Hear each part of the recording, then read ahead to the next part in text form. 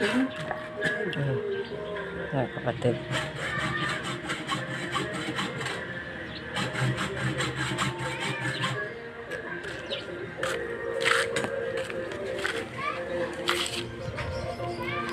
Yan ang kabuhay.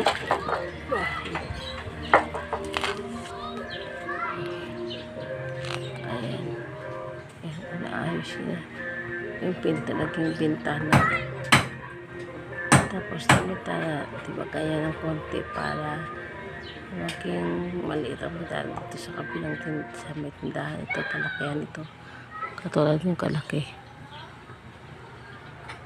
Yan ang ginawa niya. Ginawa namin asintada, paltada, slab, tapos dito sa baba binago ang pintuan. Ayun na, sa gilid na. Ayan ang pintuan, naging bintana. Ang building niya ang dowels para matibay ang asintada, hindi mabagsak. Kasi bago lang nagtitik-tik pa siya, nagtitik pa siya.